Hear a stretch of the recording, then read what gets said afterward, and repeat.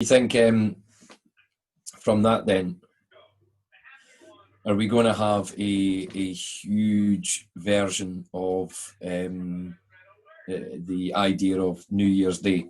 The new beginning. It's a new year. Are we about to walk into the absolute biggest version? I mean, we've the shame of this is that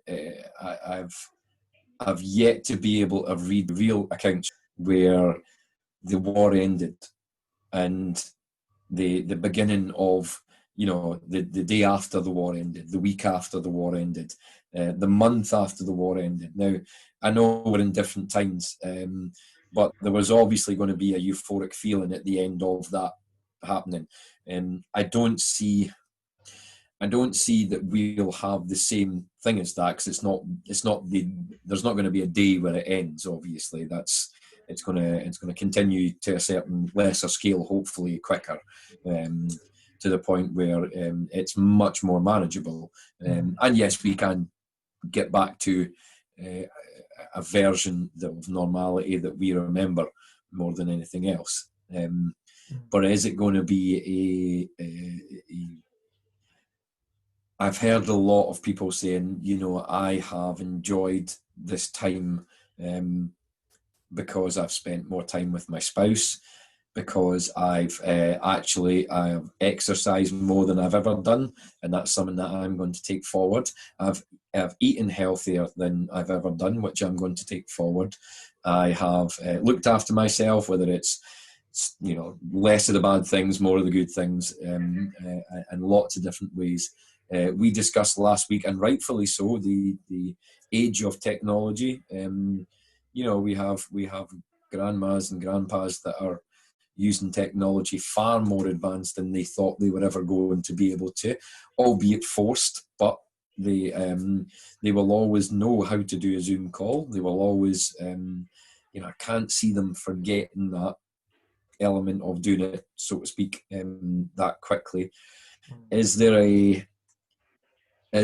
a pattern here that suggests that we're going to be whatever version of 14 days after the new year, where the gyms suddenly become empty again and the Burger Kings and McDonald's get busier again? Is there that element that you're going to see that? The sense I'm getting is it's been a huge stock taker for everybody. Yeah, a massive stock take where they've faced an awful lot of questions that they may have thought about in the past but put to one side because it's not the right time. Well, is that part of sorry, I'm just jumping on that one. Two parts to that. That's not all positive either, is it? I mean, some of that's going to have a negative impact. Where Correct. The other part is that there's going to be, let's be honest, not all spouses are going to manage through all this, as well as others, and I think a lot of people have taken stock of their situation, their choices.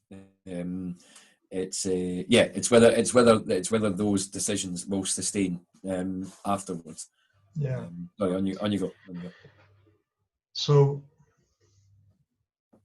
yeah, it's kind of tapping into what you said at the beginning, where not all of it is positive, some will be negative. Well, here's the thing. None of it is positive. None of it is negative. It just is. Just is. Yeah. So if after this stock take, a couple split, they split. It's clearly what is required at this time for that to happen. Is it then? That was my point on it. I suppose that I lost my train of thought slightly. Is it because they have broke their routine? So we've discussed before. There is a couple out there, and I'm not saying that it's good, bad, indifferent, because I'm of the same idea as you, as it just is.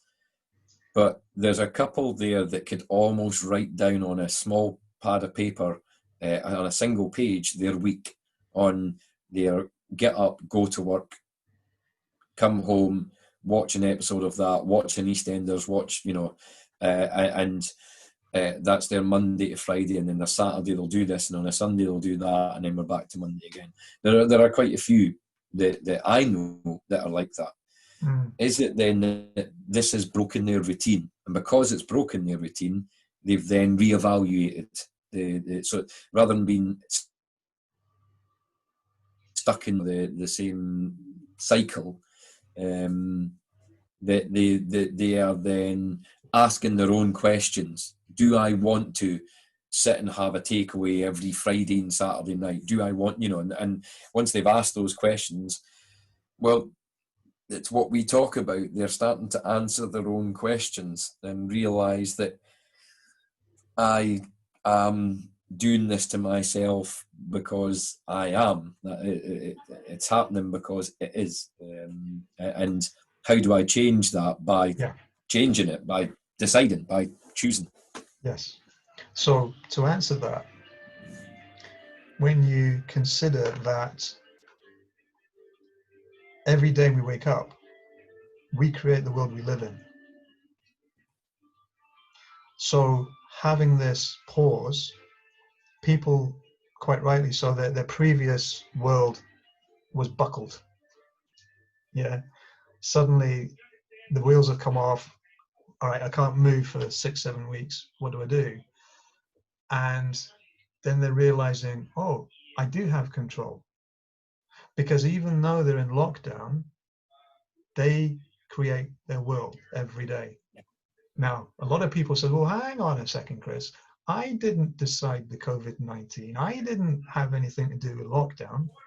And so I tell them, well, you'll be fully aware of this, but life is a contact sport. Things will happen.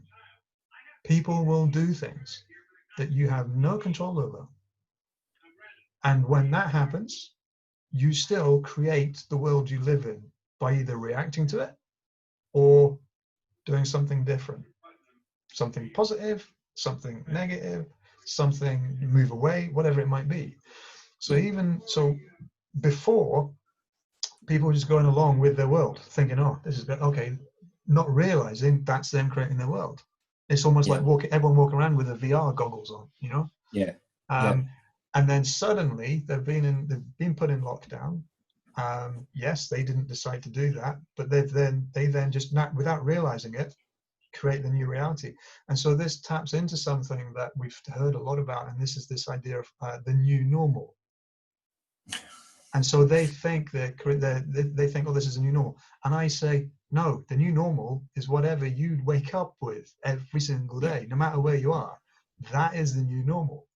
And that's why last week I wrote about the fact that we've always been doing new normal every time, every second.